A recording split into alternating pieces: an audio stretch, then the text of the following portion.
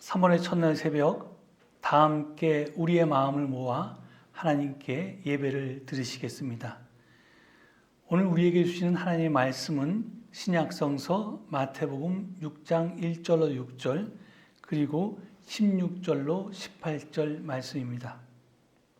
제가 봉독해 올리겠습니다.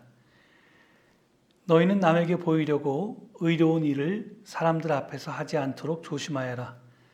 그렇지 않으면 너희는 하늘에 계신 너희 아버지에게서 상을 받지 못한다. 그러므로 내가 자선을 베풀 때에는 위선자들이 사람들에게 칭찬을 받으려고 회당과 거리에서 그렇게 하듯이 내 앞에 나팔을 불지 말아라. 내가 진정으로 너희에게 말한다. 그들은 자기네 상을 이미 다 받았다. 너는 자선을 베풀 때에는 오른손이 하는 일을 왼손이 모르게 하여 내 자선행위를 숨겨두어라.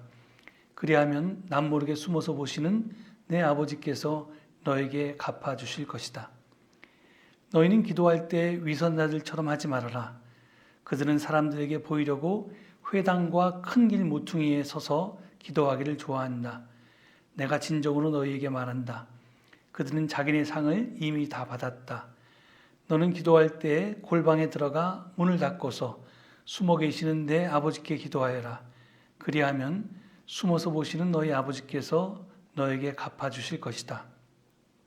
너희는 금식할 때 위선자들과 같이 슬픈 기색을 띠지 말아라. 그들은 금식하는 것을 남에게 보이려고 얼굴을 흉하게 한다.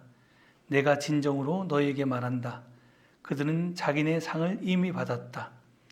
너는 금식할 때 머리에 기름을 바르고 낯을 씻어라. 그리하여 금식하는 것을 사람들에게 드러내지 말고 보이지 않게 숨어서 계시는 내 아버지께서 보시게 하여라. 그리하면 남모르게 숨어서 보시는 내 아버지께서 너에게 갚아주실 것이다. 아멘. 교회 여러분 안녕하십니까? 2022년 3월의 첫날을 맞아 월삭 기도회에 참석하신 교우 여러분과 교우 여러분의 가정에 하나님의 은혜와 평화가 가득하기를 기원합니다. 오늘은 3.1절 103주년 기념일입니다. 그리고 내일은 2022년 사순절이 시작되는 제의 수요일입니다. 우리가 잘 알듯이 사순절은 부활절을 준비하며 기다리는 40일 동안의 기간입니다. 성서에서 40이란 숫자는 매우 큰 상징적 의미를 지니고 있습니다. 노아 홍수의 40일, 십계명을 받기 위해 모세가 산에서 보낸 40일, 약속의 땅에 이르기까지 이스라엘이 걸었던 40년의 여정, 엘리야가 호렙산에 가기까지 걸린 40일, 그리고 예수께서 광야에서 기도로 보냈던 40일 등은 모두 같은 맥락에서 이해될 수 있습니다. 이 모두는 어떤 목표에 다다르기 위해서 준비하는 수련의 기간, 즉 피정의 기간이라는 공통점이 있습니다. 그래서 사순절은 피정이다 라는 말처럼 사순절의 의미를 명확하게 나타내는 말은 아마도 없을 것입니다. 부활절을 준비하는 사순절은 우리가 일상생활을 계속하면서도 수양하는 마음과 자세로 자기 삶을 살피되 특별히 예수 그리스도의 삶을 거울 삼아서 자신을 성찰하고 또 옛사람을 죽이고 새 사람으로 거듭나고자 훈련하는 기간이기 때문에 그렇습니다. 이 사순절은 이마에 제를 바르는 제의 수요일, 애시 웬스데이로부터 시작됩니다. 이날에는 전년도 종료주일에 사용했던 종려나무 가지를 말려서 불에 태운 재를 가지고 이마에 십자가를 긋는 그렇게 십자가를 그리는 제안수 의식을 행합니다. 이 제안수 의식은 구약 시대로부터 전승되어 온 것입니다. 유대인들에게 재를 뒤집어 쓰는 것은 나라와 자신이 겪는 불행과 허무한 처지에 대한 슬픔을 표현하는 행위였습니다. 그러니까 누가 돌아가셨다거나 아니면 나라가 큰 재난에 처했다거나 그랬을 때 죄를 뒤집어 썼습니다. 또 죄는 타다남은 찌꺼기로서 아무짝에도 쓸모없는 것을 나타내기 때문에 하나님 앞에서 나는 아무것도 아님을 고백하는 데에도 쓰였습니다. 나아가서 자기 잘못과 나약함을 고백하고 회개하며 하나님께 자비와 은총을 구하는 의미로 죄를 뒤집어 쓰기도 했습니다. 이러한 풍습이 사순절이 시작되는 날인 제의 수요일 그 날에 이마에 죄를 바르는 예식으로 지금 남아있는 것입니다. 이는 사람으로서 지니는 한계를 인정하고 사람의 근원이 하나님께 있음을 재인식하며 자신을 하나님께 의탁하고 자비를 구하며 참된 회개의 길을 걷겠다고 다짐하는 그런 예식입니다. 회개와 속죄의 기간인 사순절의 첫날에 교회는 전통적으로 요엘서와 고린도후서와 마태복음을 읽었습니다. 그 요엘서는 2장 1절과 2절 그리고 12절로부터 17절을 읽었고요. 고린도후서는 5장 20절로 6장 10절의 말씀을 읽었고, 그리고 마태복음은 오늘 제가 병독한 바와 같이 6장 1절에서 6절 그리고 16절에서 18절의 말씀을 읽고 명상했습니다. 그래서 이 말씀을 통해서 사순절의 의미를 되새겨 왔습니다. 먼저 요엘서에서 우리는 옷만 찢지 말고 마음을 찢고 흩어진 마음을 모아서 주님에게로 돌아올 것을 촉구하시는 하나님의 음성을 듣게 됩니다. 요엘서 2장 13절은 옷을 찢지 말고 마음을 찢어라 이렇게 권합니다. 이 말씀은 형식적인 회개, 말만의 참회가 아니라 진심으로 뉘우치고 회개하라는 하나님의 명령입니다. 또 고린도후서에서 사도 바울은 그리스도의 사절로서 죄 속에서 살아가는 사람들에게 하나님과 화해하여 하나님의 구원의 은총을 받아들이라고 호소합니다. 아울러 지금이 바로 은혜의 때고 구원의 날이라고 말합니다. 이것은 자신이 죄인임을 깨달은 때 바로 그 순간 하나님의 은혜가 시작되고 구원이 이루어진다는 말씀입니다. 또 이 말은 만약 자신이 죄인임을 깨닫지 못한다면 우리에게 은혜도 구원도 있을 수 없다는 말이기도 합니다. 끝으로 오늘 읽은 마태복음은 하나님의 의를 이루기 위해서 첫째는 자선을 베풀어야 하고 둘째는 기도를 바쳐야 하며 셋째 단식을 해야 한다고 가르칩니다.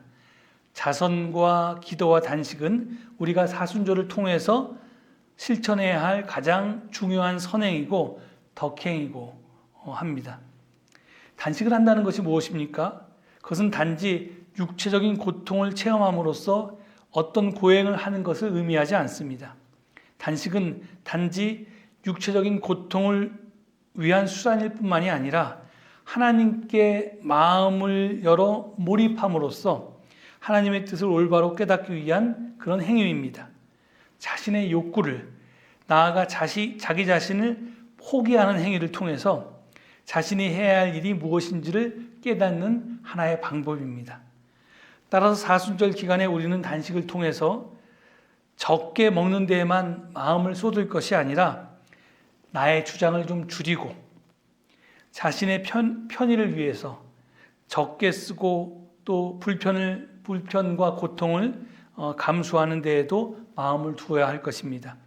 그리고 이 모든 것은 물질이나 자신이 하는 모든 일에 대한 애착으로부터 벗어나 참으로 주님 안에서 자유롭게 된다는 것에 참뜻이 있음을 우리는 깨달아야 할 것입니다. 그리고 참된 단식은 반드시 이웃 사랑으로 드러나야 합니다.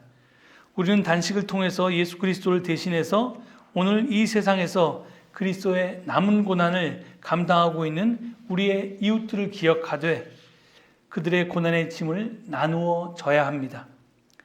이러한 의미에서 자선이 행해져야 한다는 말입니다. 예전에도 그랬지만 최근에 이르러 세계 어느 나라나 빈부격차 확대가 큰 문제가 되고 있고 이것이 큰 사회 문제입니다. 여러분 누가복음에 나오는 부자와 거지 나사로 이야기를 잘 알고 있을 것입니다. 그 이야기에서 부자가 왜 지옥에 갔습니까? 그 이유는 그의 집 대문 앞에 나사로라고 하는 거지가 살고 있었다는 사실 자체에 있었습니다. 한 사람은 풍족히 살고 다른 사람은 궁핍하게 사는 현실 자체가 악이고 죄며, 그 악을 개선하는 일에 아무 노력도 하지 않았기 때문에, 아니 그런 불평등이 존재한다는 사실 자체에 무관심했기 때문에 그 부자는 구원받지 못했던 것입니다. 내가 직접 악을 행하지 않았을지라도 악의 현실에 무관심했기에, 아니 악한 현실과 동시대에 살고 있다는 바로 그 이유 때문에 나는 죄인이라는 것입니다. 이것이 성서가 말하는 죄의 연대성입니다. 마지막으로 단식을 통해서 이루어지는 자선이 올바르게 이루어지고 조절되기 위해서는 기도가 수반되어야 합니다. 기도와 함께 이루어지는 단식은 하나님 앞에 자신을 낮추는 데 도움이 되고, 나아가 이웃 앞에서도 자신을 비우고 마음을 낮출 수 있도록 해주기 때문입니다. 우리는 또 사순절을 맞으며 다시 한번 기도와 단식 그리고 자선회로 초대받았습니다. 이 초대에 우리는 경건 생활로 응답함으로써 주님 안에서 거듭날 수 있어야 할 것입니다.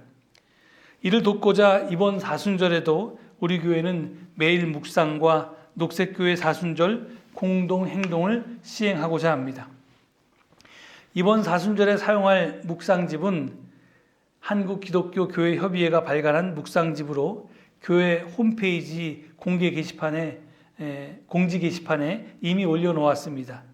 또 종이금식을 실천하기 위해서 여러분에게 예년처럼 책으로 배포하지 않고 매일 아침에 신도의 카톡방을 통해 그림 파일로 배포할 예정입니다. 매일 여러분께서는 잠깐 시간을 내서 그 한 페이지짜리 묵상 글을 읽고 또 기도할 수 있기를 바랍니다. 이와 함께 우리 교회가 매주 실천하고 있는 지구를 위한 행동 52주를 좀 확대한 녹색교회 사순절 공동 행동으로 이번에는 우리가 탄소금식을 실천하고자 합니다. 공동 행동 자료는 매주 토요일 교회 홈페이지에 공지 게시판에 게시될 거고요. 또 신도의 카톡방을 통해서도 배포될 것입니다. 나아가 사순절 기간에 탄소금식을 통해 모은 돈은 나중에 삭개오 헌금으로 드려져 기후 약자를 돕는 일에 쓸 예정입니다. 이름이 왜 삭개오 헌금이냐 하면요, 여리고의 세관장이었던 삭개오가 예수님을 만나서 자신의 잘못된 삶을 회개하고 자기 재산을 자선을 베푸는 일에 턱 내놓은 것에서 따온 것입니다. 이제껏 우리는 이 기후 위기에 그 가해자로 당사자인지 모르고 살았는데, 우리가 탄소금식을 하면서 나의 생활이 이 기후 위기를 초래한 그런 가해자였다는 것을 깨달으시기 바라고, 그 깨달은 것이 헌금으로 모아져서 기후 약자를 돕는 데 쓰이는 자선으로 나타나기를 바란다는 의미입니다. 매일 묵상, 탄소금식 그리고 삭개오 헌금을 통해서 이번 사순절에 우리는 다시 한번 자선과 기도와 단식으로 초대받고 이것을 우리식으로 지금 2022년식으로 실천하고자 합니다. 이 경건훈련을 통해서 내가 죽고 내 안에서 예수가 부활하는, 그리고 이 기후위기에 놓여있는 지구가 조금이라도 회복되는 그런 은총으로 이어질 수 있기를 간절히 축원합니다. 이 말씀을 되새기시면서 다 함께 침묵으로 기도하시겠습니다.